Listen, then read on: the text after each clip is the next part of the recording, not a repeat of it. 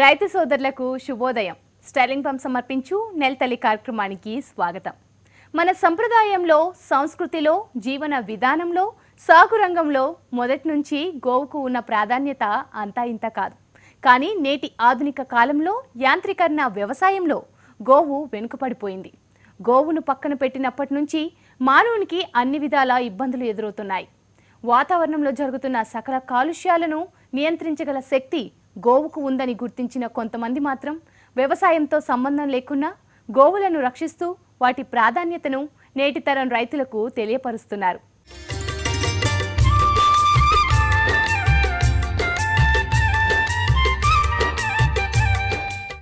మనం ఇక్కడ చూస్తున్న బాలకృష్ణ అనే వ్యక్తికి వ్యవసాయంతో సంబంధం లేదు. ఆవులతో మొదటి నుంచి అనుబంధం లేదు. అయినా ఆవుకు ఉన్న గొప్ప లక్షణాలన్నింటినీ పూసగుచ్చినట్టు వివరంగా చెప్తున్నాడు. అంతేకాదు, గోవులను దూరం చేసుకొని సాగులో అనేక ఇబ్బందులు ఎదుర్కొంటున్న రైతులకు ఉచితంగా గోవులను కూడా ఇస్తున్నాడు. 10 ఏళ్ల క్రితం నుంచి తన సొంత ఇంటిలో 100 గోవులను పెంచుతూ వాటిని సంరక్షిస్తున్నాడు.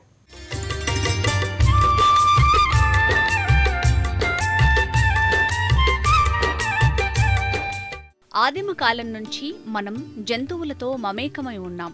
వాటిలో కొన్ని పెంపుడు జంతువులుగాను, మరికొన్నింటిని సాధు జంతువులుగాను పిలుచుకుంటున్నాం. వాటిలో ముఖ్యమైంది అంటే గోవు అనే చెప్పుకోవాలి. పురాణ కాలం నుంచి ఈ గోవుకు ఇచ్చిన ప్రాధాన్యత మరే ఇతర జంతువుకు ఇవ్వలేదు. గోవులో ఉన్న అనేక ప్రత్యేక గుణాలు మరే ఇతర జంతువుల్లో లేవు. పాలు, పెరుగు వంటి ఆహారాన్ని అందివటమే కాకుండా పూర్వకాలం నుంచి ఈ గోవు మానవుడి సాగు రంగంలో ఎంతో సాయపడుతూ వచ్చింది.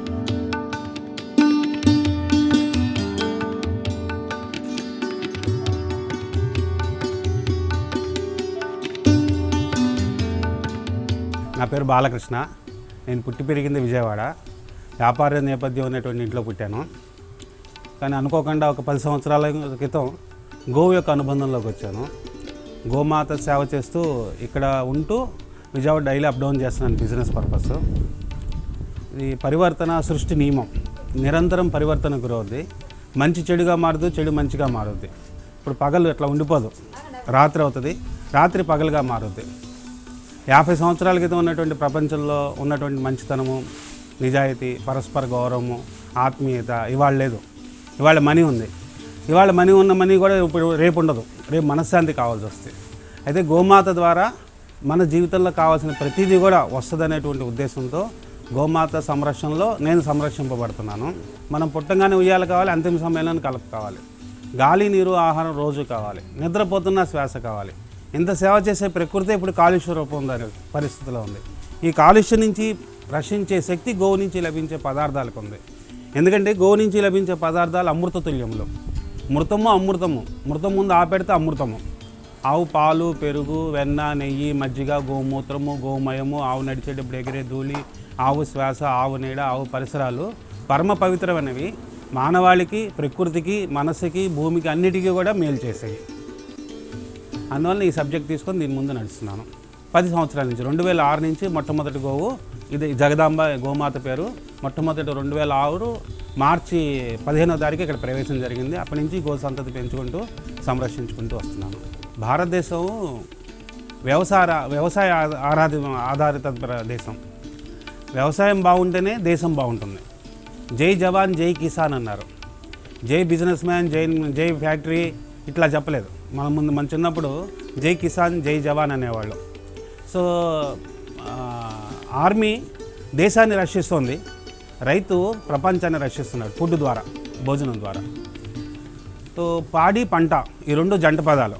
పాడి ఉంటేనే పంట, పంట ఉంటేనే పాడి. ఇప్పుడు పాడితో వచ్చేటువంటి పేడతో, కంపోస్ట్తో పొలం నుంచి దిగుబడి బాగుంటుంది. సో ఎక్కడైతే గడ్డి బాగా పెరుగుద్దో పాడి బాగుంటుంది. అయితే ఈ రెండు జంట పదాలు విడిపోవడానికి కారణం ఏంటంటే వాళ్ళ ప్రతిదీ కూడా వ్యాపార దృష్టికోణంతో చూడటం. ఎప్పుడైతే యాంత్రీకరణ, ట్రాక్టర్ రైతుకి అందుబాటులోకి వచ్చిందో ఎద్దుతో తనకి పని లేదు అనుకున్నాడు. ఎద్దు అక్కర్లేదన్నప్పుడు ఇంకా ఆవు కూడా నిర్లక్ష్యం కాబడింది. అయితే గోవును చంపింది మాత్రం నా ఉద్దేశంలో రైతే. ఎందుకంటే పొద్దున్న లెగిస్తే పూజ చేశాడు, పండుగ రోజున దానికి స్నానం చేసి పసుపు రాశాడు, చుట్టూ ప్రదర్శనం చేశాడు. పక్కింటి వాళ్ళు అమ్మేశారని చెప్పి అమ్మేశాడు. ఆ చంపుదారంతా అతనికి తెలుసు. అయితే ఏంటంటే గోవు ఉంటేనే, గోవు నుంచి లభించే పదార్థాలతోనే జరిగేటువంటి సేద్యంతో మన శారీరక ఆరోగ్యం బాగుంటుంది, మానసిక ఆరోగ్యంగా బాగుంటుంది, నేలతల్లి బాగుంటుంది. ప్రకృతి నుంచి లభించేటువంటి అనేక వనరుల్ని మనం కనుక కరెక్ట్గా ఉపయోగించుకోవాలంటే గోమాత ఉంటేనే ఈ ప్రపంచం సుభిక్షంగా ఉంటుంది అనేది నా అభిప్రాయం. రోజులు మారాయి. వ్యవసాయంలో సాంకేతికత అంతకంతకు పెరుగుతూ పోయింది. ఫలితంగా గోవు, దాని సేవలు వ్యవసాయానికి క్రమంగా దూరమవుతూ వచ్చాయి. గోవు దూరం కావడంతో వ్యవసాయంలో పద్ధతులు మారాయి. దీంతో వాతావరణంలో మార్పులే కాకుండా అన్నదాతకు వర్ణనాతీతమైన సమస్యలు ఎదురవుతున్నాయి. ఇదంతా గోవును దూరం చేసుకోవటం వల్లనే జరుగుతుందనే విషయం మాత్రం చాలామంది రైతులకు తెలియటం లేదు. ఫలితంగా సాగు రంగంలో అనేక ఇబ్బందులు ఎదుర్కోవాల్సిన దుస్థితి రైతులకు దాపురించింది.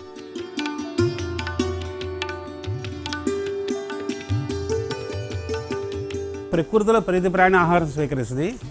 ఒక మనిషే విషాన్ని పండించుకొని విషం తింటున్నాడు. మనం తీసుకునేటువంటి ఆహారమే సప్తధాతువులుగా రూపాంతరం చెందుతుంది. చర్మము, మాంసము, ఎముక, కండ, తేజస్సు, బ్లడ్. ఏదైతే బ్లడ్లో ఉంటుందో అది ఒక ఆరోగ్యం, అనారోగ్యానికి కారణాలు రెండింటికి కూడా కారణం బ్లడ్. అయితే మనం తీసుకునేటువంటి ఆహారంలో కెమికలైజ్డ్ అవ్వడం వల్ల శరీరంలో కూడాను బ్లడ్ కెమికలైజ్డ్ అవుతుంది. దాని ద్వారా అనారోగ్యం పెరుగుతుంది, రోగనిరోధక శక్తి తగ్గుతుంది. అయితే ఈ సమస్యలు పూర్వం రోజుల్లో లేవు. ఎందుకు లేవంటే అప్పుడు గో ఆధారిత వ్యవసాయం చేసేవాళ్ళు. గోమూత్రము, గోమయము తప్పనిసరిగా పొలాల్లో వినియోగించేవాళ్ళు. అట్లా పండిన పంట, ఎందుకంటే పంటకి ముఖ్యమైనటువంటి రైతు అనుకుంటున్నాం, కానీ కాదు. ప్రకృతి 98% వ్యవసాయం చేస్తుంది. రైతు చేసేది తనకు కావాల్సింది పండించడం కోసం, తనకు కావాల్సిన విత్తనాలు తీసుకొచ్చి వేసుకోవడం కోసం రైతు చేసే డ్యూటీ. అయితే ఈ ప్రకృతి చేసేదాన్ని తనకు కావాల్సినవి మలుచుకోవడం కోసం చేసేదే రైతు. భూమిలో 18 రకాల పోషకాలు ఉంటాయి. జస్ట్ లైక్ నత్రజని, భాస్వరము, జింకు, ఐరను, ఇటువంటి అవన్నీ కూడా గోమూత్రం, గోమయంలో ఉన్నాయి. విడివిడిగా నత్రజని అని సపరేట్గా తీసుకొచ్చి చేసే బదులు మనం డైరెక్ట్గా గోమూత్రం, గోమయం వాడుకుంటే భూమి సస్యశ్యామలంగా ఉంటుంది, పండే పంట అమృతతుల్యంగా ఉంటుంది, మన ఆరోగ్యాలు బాగుంటాయి. ఆ రైతు ఆరోగ్యం బాగుంటుంది, రైతు ఇంట్లో పరివారంలో ఆరోగ్యం బాగుంటుంది, వాళ్ళ పశువులకు బాగుంటుంది, డాక్టర్ ఖర్చు తగ్గుద్ది, హాస్పిటల్ ఖర్చు తగ్గుద్ది. తద్వారా సమాజాన్ని కూడా మేలు చేసిన వాడు అవుతాడు. ఎందుకంటే అతను తయారు చేసిన ప్రోడక్ట్ ఎక్కడ దాకా వెళ్తుందో అక్కడ వాళ్ళందరూ కూడా ఆరోగ్యాలు బాగుంటాయనే ఉద్దేశంతో నేను ఇది సమాజానికి అందించాలనే ఉద్దేశంతో ఇచ్చేస్తున్నాను.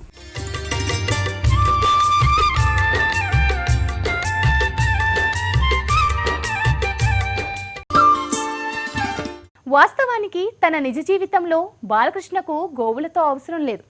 అయితే గోవును రక్షిస్తే, గోవును పోషిస్తే ప్రకృతి కాపాడబడుతుంది అన్నది ఈ గోప్రేమికుని ఆలోచన. గోమాతను పూజించడం ద్వారా ఆరోగ్య సమాజం ఏర్పడుతుందనే ఆలోచనతో ముందుకు సాగుతున్నాడు. తాను పెంచిన ఆవులను ప్రకృతి సేద్యం చేయిస్తున్న రైతులకు ఉచితంగా అందిస్తున్నారు.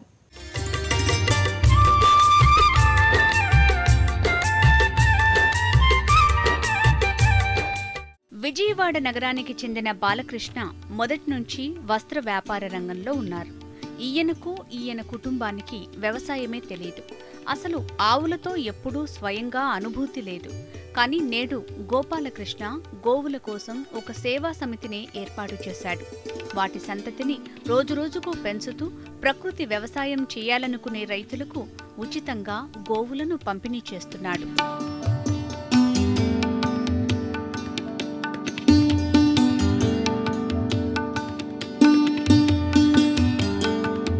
ఇప్పుడు గోవు యొక్క ప్రాముఖ్యత ఎట్లా అంటే గోవు యొక్క శరీరం యొక్క నిర్మాణమే అటువంటిది. హరిద్వార్లో మంచినీళ్ళు, గంగానది నీరు చాలా స్వచ్ఛంగా ఔషధయుక్తంగా ఉంటుంది. ఔషధయుక్తంగా ఉంటుందంటే దానికి కారణం ఏంటంటే దాని ముందున్నటువంటి ప్రవాహం అంతా ఒక అద్భుతమైనటువంటి అడవుల నుంచి, ఔషధయుక్తమైనటువంటి మూలికతో కూడినటువంటి అడవుల నుంచి ప్రవహిస్తూ పరవళ్ళు తొక్కుతూ వస్తుంది. అదే ఒక ఇసుక నెల నుంచి వచ్చిందనుకోండి, అంత ఔషధయుక్తంగా ఉండడానికి అవకాశం లేదు. గంధపు చెక్కని మనం నీటితో గడిగా అనుకోండి, గంధపు వాసన వస్తుంది. అదే బొగ్గును గడిగితే బొగ్గు కలరు, బొగ్గు వాసన వస్తుంది. మనం కూడా మంచినీళ్ళు తాగుతాం, మన నుంచి అవుట్పుట్ వచ్చేది మాత్రం చెడు నీళ్ళు. అదే గోవు మంచినీళ్ళు తాగుతుంది, దాని నుంచి బయటకు వచ్చేది అమృతం. ఆ లోపల కణ నిర్మాణం, లోపల మంచినీళ్ళు తాగినప్పుడు కణాలని క్లీన్ చేస్తుంది, లోపల ఉన్న కణాలని. అది అత్యంత గొప్పవి, గంధంతో సమానమైనది నా ఉద్దేశం అనమాట. అలాగే ఒక గడ్డి ఉంది, గ్రైండ్ చేసాం, ఒక ముద్దలా చేసాము. ఆ ముద్దలో కూడా కొద్దిగా చెట్టు నుంచి వచ్చింది కాబట్టి మెడిసిన్ వాల్యూస్ ఉంటాయి. కానీ అదే గడ్డి ఆవు కడుపులోంచి ఇట్లా లోపలికి ఇట్లా బయటకు వచ్చింది అనుకోండి, దాంట్లో మెడిసిన్ వాల్యూస్ అద్భుతంగా పెరుగుతాయి అన్నమాట. ఎక్కడైతే మనం గోమూత్రం గోమయంతో పంటలు పండిస్తామో భూమిలో ఉన్నటువంటి కాలుష్యం కరుగుద్ది, మంచి పంటలు పండుతాయి. ఆహారాన్ని మనం ఎప్పుడైతే తీసుకుంటామో మనలో ఉన్నటువంటి రోగనిరోధక శక్తి పెరుగుద్ది, మనలో ఉన్న డిసీజెస్ తగ్గుతాయి, మన మనోభావాలు స్వచ్ఛంగా దివ్యంగా అవుతాయి. ఎందుకంటే బ్లడ్లో ఏదైతే ఉంటుందో అది మనసుని ప్రేరేపిస్తుంటుంది అనమాట. అంతేకాదు మనకు భోపాల్ దుర్ఘటన ఆ రోజు రాత్రిపూట ప్రతి ఇంట్లో కొంతమంది చనిపోయారు, కొంతమంది పిచ్చివాళ్ళు అయ్యారు, కొంతమంది అంగవికలు అయ్యారు. కానీ ఒక్క ఇంట్లో ఏం జరగల, వాళ్ళు అగ్నిహోత్రం చేసుకుంటారు. ఆవు పేడక కాల్చినప్పుడు వెలువడేటువంటి పొగ వాతావరణంలో ఉన్నటువంటి కాలుష్యాన్ని కరిగిస్తుంది. పూర్వం కాలంలో రాజుల కాలంలో యజ్ఞాలు చేసేవాడు. సపోజ్ ఇప్పుడు కూడా యజ్ఞాలు చేస్తున్నారు, అది వేరు. కానీ అకాలం ఏర్పడినప్పుడు అప్పుడు యజ్ఞాలు చేసినప్పుడు అప్పుడు వాడేది నవసమిధులు, గోమూత్రము, ఆవు పేడక, ఆవు నెయ్యి.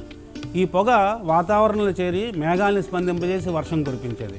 ఇవాళ వాతావరణంలో కాలుష్యం ఉంది. ఈ ప్రకృతి అంతా కొన్ని రకాల బ్యాలెన్స్ల మీద నడుస్తుంది. 365 రోజులు చక్రం తిరగలేదు కండి, ఈ ప్రకృతిలో ఏ ప్రాణి ఉండదు. 3 కాలాలు ఒకదాని తర్వాత ఆర్డర్గా వస్తాయి. ఎప్పుడు ఒకటే కాలం ఉందనుకోండి, ఏ ప్రాణి ఉండదు. అమావాస్య పౌర్ణమి, అమావాస్య రోజున చంద్రుడు అక్కడ ఉంటాడు, కనిపించిన దాని ప్రభావం సముద్రంలో ఆటుపోటు, భూ అంతర్భాగంలో వాటర్ లెవెల్స్లో మార్పు, మన సైకాలజీలో మార్పు. సూర్యుడు చుట్టూ భూమి తిరుగుద్ది, భూమి చుట్టూ చంద్రుడు తిరుగుతాడు. కరెక్ట్గా 14 రోజులుగా అమావాస్య పౌర్ణమి balance, positive and negative balance, పగలు రాత్రి బ్యాలెన్స్. సూర్యకిరణాలు, సూర్యుడి శక్తి ప్రతి ప్రాణికి కావాలి. కానీ 12 గంటలే కావాలి, 24 గంటలు ఉంటే ఏ ప్రాణి ఉండదు. సో పగలు రాత్రి భూమి తన చుట్టూ తాను తిరుగుతూ సూర్యుడు చుట్టూ తిరుగుతుంది. మేల్ ఫీమేల్ అన్ని రకాల జీవరాశుల్లో balance, carbon dioxide oxygen balance. ఇప్పుడు కార్బన్ డైఆక్సైడ్ మనకు అక్కర్లా, కానీ ప్రకృతిలో ఉండాలి. ప్రకృతిలో లేదనుకోండి, మనం పొయ్యి వెలిగిస్తే ప్రపంచం మొత్తం మండిపోద్ది. ప్రకృతిలో ఉన్న కార్బన్ డైఆక్సైడ్ ఆక్సిజన్ మండకుండా చేస్తుంది. కానీ ఇవాళ ఏం జరుగుతుందంటే కార్బన్ డైఆక్సైడ్ పెరుగుతుంది, ఆక్సిజన్ తగ్గుతుంది. కార్బన్ డైఆక్సైడ్ పెరగడం వల్ల కార్బన్ డైఆక్సైడ్లో పెరిగే జీవరాశికి అది అనువుగా ఉంటుంది, అది మనకి హాని చేసేది. ఇప్పుడు వ్యాపిస్తున్నటువంటి విష జ్వరాలు ఇవన్నీ కూడా దానివల్లనే వస్తున్నాయి. ఒక తక్కెడు ఉంది, 50 గ్రాములు రాయేస్తాం, 4 అంగుళాల కింద దిగుతుంది, ఇది 4 అంగుళాల పైకి వెళ్తుంది. కానీ మధ్యలో ఉన్నటువంటి ఖాళీ మాత్రం 8 అంగుళాలు. ఆక్సిజన్ పెరుగుతుంది, కార్బన్ డైఆక్సైడ్ తగ్గుతుంది, కార్బన్ డైఆక్సైడ్ పెరుగుతుంది, ఆక్సిజన్ తగ్గుతుంది. దీనివల్ల జరిగేటువంటి పరిష్కార సమస్యల నుంచి కూడా పరిష్కరించేటువంటి శక్తి గోవు నుంచి లభించేటువంటి గోమూత్రము, గోమయముకుంది.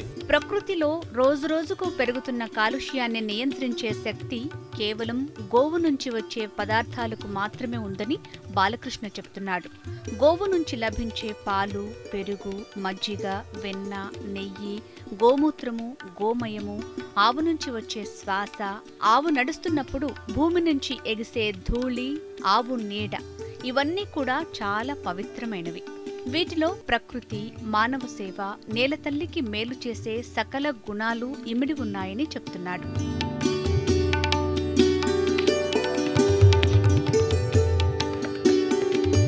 గో ఆధారితంగా జీవన విధానం తయారు చేయాలి. ఒక వ్యవసాయమే కాదు, గో ఆధారిత జీవన విధానం తయారు చేయాలి. రాజుల కాలంలో ఆ రోజుల్లో ధనం లేదు, డబ్బులు లేవు. కానీ ధనం అనేటువంటి పదం యొక్క ఉపయోగం ఉంది. గోధనం అనేవాళ్ళు, ఆవులకి గోధనం అనేవాళ్ళు, గుర్రాలకి అశ్వబలం అనేవాళ్ళు, గజబలం అనేవాళ్ళు. గజధనము, అశ్వధనము అనలేదు. ధనం అనేటువంటి ప్రయోగం అప్పటి నుంచే ఉంది. కానీ ఏంటంటే గోవులు ఎక్కడ ఎంత కనుక ఉంటే మనం శారీరకంగా, మానసికంగా, పర్యావరణ పరంగా ఇవాళ అన్నీ దేనికి లోటు లేదు. 200 సంవత్సరాల క్రితం రాజులకు మాత్రమే పరిమితం అనేక సౌకర్యాలు వాళ్ళ సాధారణ మానవుడు కూడా అందుబాటులో ఉన్నాయి. కానీ హ్యాపీగా లేరు. పెరిగిన కొద్ది అసంతృప్తి, పెరిగిన కొద్ది అభద్రత, పెరిగిన కొద్దిగా అశాంతి. సో ఎక్కడైతే గో ఆధారిత జీవన విధానం తయారు చేస్తామో, గోవుతో పాటు కలిసిమెలిసి జీవిస్తామో, గంగి గోవు పాలు గరిడెడైనను చాలు. చిన్నపిల్లలకి తల్లిపాలు చాలకపోతే గోవు పాలే పట్టమంటారు. గోవు పాలల్లో అది నిజానికి మెడిసిన్ కాదు, ఒక ఆహార పదార్థం. సమతుల్యంతో కూడినటువంటి సంపూర్ణమైనటువంటి ఆహారం, అన్ని రకాల పోషకాలు ఉన్నటువంటి ఆహార పదార్థం. ఆవు పాలతో తయారైన మజ్జిగ కానీ, పెరుగు కానీ, లేకపోతే నెయ్యి కానీ, వెన్నపుస్సు కానీ, ఇవన్నీ కూడాను మనకి పోషకాలు. వాటి వల్ల మన ధాతు పుష్టి బాగుంటుంది. సో మనల్ని మంచిని పంచుకుంటూ పెంచుకుంటూ వెళ్తాం కోసం గోవు ఉండాలనేది నా ఉద్దేశం. బాలకృష్ణ ఈ గోసేవాశ్రమంలో ప్రస్తుతం 65 ఆవులను పెంచుతున్నాడు. వీటి ద్వారా వస్తున్న గోమూత్రాన్ని, గోమయాన్ని చుట్టుపక్కల ప్రాంతాల్లో ఉన్న రైతులకు ఉచితంగా అందిస్తున్నాడు. దీంతో పాటు గోమూత్రం, గోమయంతో పాలేకర్ పద్ధతులలో వ్యవసాయం చేయటం వల్ల కలిగే లాభాలను రైతులకు వివరిస్తున్నాడు. దీనికోసం శిక్షణా తరగతులను కూడా నిర్వహిస్తున్నారు. తమ శిక్షణ కార్యక్రమాల్లో అవగాహన పెంచుకున్న రైతులు మరికొంతమంది రైతులకు నేర్పగలిగితే అదే తనకు లభించే సంతోషం అని చెప్తున్నాడు. 2 నెలల క్రితం అనంతపురం జిల్లాకు చెందిన కొంతమంది రైతులకు ఉచితంగా 30 ఆవులను ఇచ్చి సహజ వ్యవసాయం వైపు మళ్లేలా సహాయపడ్డాడు.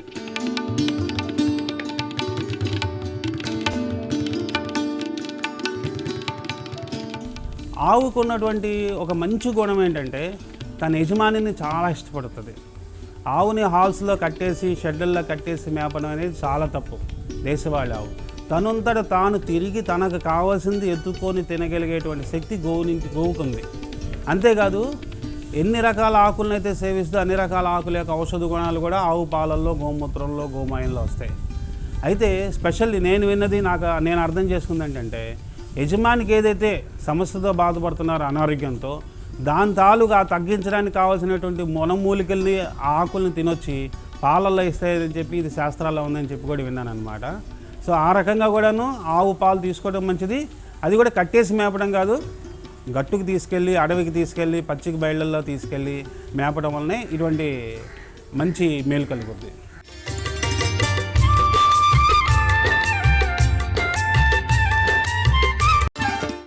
జై జవాన్, జై కిసాన్ మన దేశ బలమైన నినాదం. యాంత్రీకరణ పెరుగుతున్న కొద్దీ రైతు ఆవును దూరం చేసుకున్నాడు. ఫలితంగా రైతుకు కష్టాలు మొదలయ్యాయి. గో ఆధారిత వ్యవసాయం కాదు, గో ఆధారిత జీవన విధానం రావాలంటారు ఈ గోప్రేమికుడు.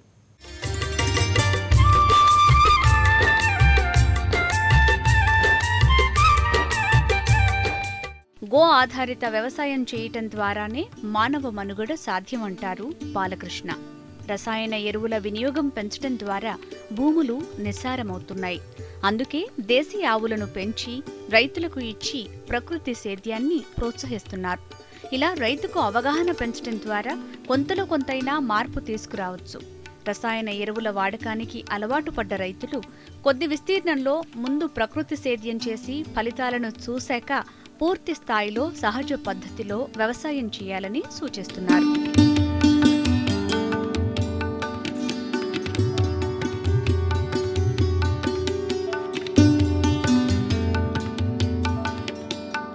పిడకలు, ఆవు పేడ, తాజా ఆవు పేడ, గోమూత్రం ఈ రెండింటినీ కలిపి బాగా మర్దం చేసి పిడకలు చేస్తాం. ఈ పిడకలు చేసినప్పుడు పిడకలు కాల్చగా వెలువడేటువంటి పొగ, దాంట్లో ఉన్నటువంటి ఒక అద్భుతమైన మెడిసిన్ వాల్యూస్, ఎంత టైర్ అయిపోయినా, ఎంత అలసిపోయినా కూడాను ఆ పొగ పీలుస్తేనే రిలాక్స్ అవుతారు. అంతేకాదు ఈ పిడకలు కాల్చినటువంటి పొడి, కచ్చిక పొడి, మిగిలినటువంటి భస్మం కచ్చిక పొడి మనం పూర్వం రోజుల్లో పళ్ళపొడిగా ఇదిగా వాడేవాళ్ళు. పళ్ళపొడిగా బొగ్గు, కచ్చిక పొడి, వేప పుల్ల, గానుగ పుల్ల ఇవి తీసుకునేవాళ్ళు. దురదృష్టం ఏంటంటే ఇవాళ ఫ్యాషన్ పెరిగింది, అనారోగ్యాన్ని తెచ్చుకున్న విషం పొద్దున్నే తీసుకుంటున్నాం. ఏ పేస్ట్లో అయినా సరే ఫ్లోరైడ్ ఉంటుంది, అది పళ్ళను శుభ్రపరుస్తుంది, కానీ దానికి ఎముకలను గుల్లపరిచేటువంటి శక్తి ఉంది. కొద్దిగా ఇంతనా లోపలికి వెళ్తుంది, ఆ లోపలికి ఉన్నటువంటి ఎముకలను గుల్లపరుస్తుంది. తద్వారా మనిషి యొక్క ఎముకలు గుల్లగా అవుతున్నాయి, అనారోగ్యాలు పాలవుతున్నాడు. అదే కనుక కచ్చిక పొడితో మనం పళ్ళు తోవుకుంటే అది కూడా లోపలికి వెళ్ళొచ్చు, కానీ చెడుని సంహరించేటువంటి, లోపల ఉండే చెడు క్రిములు సంహరించేటువంటి శక్తి దానికి ఉంది. అంతేకాదు కచ్చిక పొడిని నువ్వుల నూనెలో వేసుకుని రాసుకుంటారనుకోండి, పెరాలసిస్ వాళ్ళకి కాళ్ళు వచ్చే అవకాశం ఉంది. చర్మ రోగాలు, కాలిన గాయాలు, అస్తమా వాళ్ళు రాసుకుంటే ఎంతో ఉపయోగం. వూండ్స్, కట్స్, ఇన్ఫెక్షన్స్, అరికాళ్ళు తిమ్మిళ్ళు, పగుళ్ళు వీటన్నిటికీ అద్భుతమైనటువంటి ఉపశమనం ఉంది.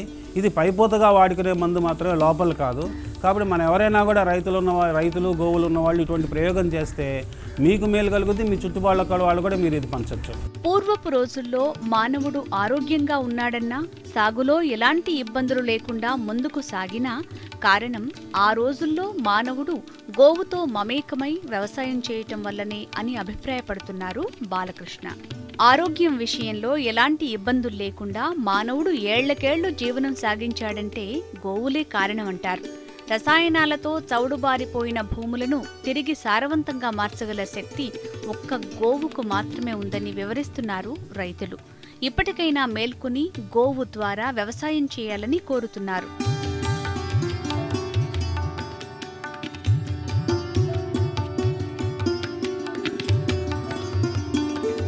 ధర్మంతో కూడి ఉన్న ధనము సుఖ సంతోషాలు అష్టైశ్వర్యాలు కలగజేస్తాయి. ధర్మం లేని ధనము అశాంతి, దుఃఖము, ఆందోళన, ఆవేదన, అభద్రత, అసంతృప్తి కలగజేస్తాయి. మరి ధర్మం అంటే ఏంటి? ధర్మం అంటే ఏదో ఒక మనం చిన్నప్పటి నుంచి వింటున్నాం, ధర్మో రక్షతి రక్షిత, ధర్మాన్ని రక్షిస్తే ధర్మం రక్షిస్తుంది అని. ధర్మం అంటే ఒక మొక్క నీళ్లు పోసి ఎరువేసి పాదులు చేసి పశువులు పక్షులు తినకుండా చూసుకోవడానికి. ధర్మం అంటే ఆచరణ, మనలో ఉన్న మంచి ధర్మం, మనలో ఉన్న నిజాయితీ, సంతోషము, ఆనందము, సంతృప్తి, మనశ్శాంతి, ప్రశాంతత, ధైర్యము, ఓర్పు, సహనము, ఇవన్నీ వీటి యొక్క రూపాలే ధర్మం. కానీ ఈ ధర్మం ఇవాళ మనకు ఉంది, కానీ మనసులో ఉంది, ఆలోచనలో లేదు, ఆచరణలో లేదు.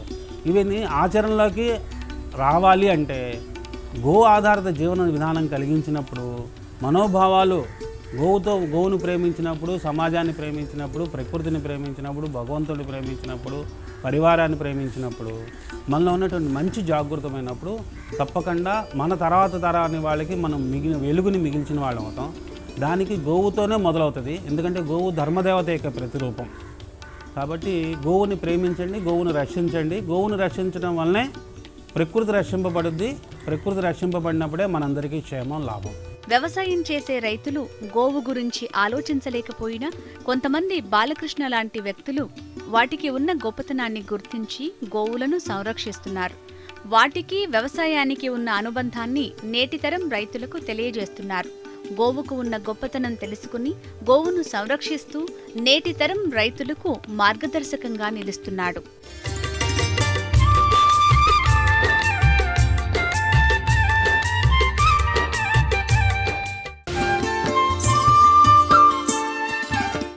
గోవును సంరక్షించాలి, దాని నుంచి వచ్చే వ్యర్థాలతో వ్యవసాయం చేయాలన్నది బాలకృష్ణ సూచన.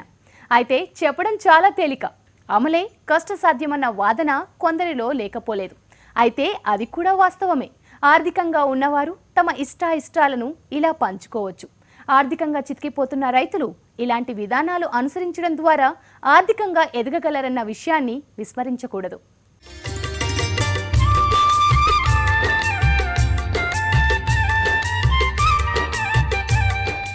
ఇది ఇవాల్టి స్టెర్లింగ్ పంప్ సమర్పించు నేలతల్లి కార్యక్రమం.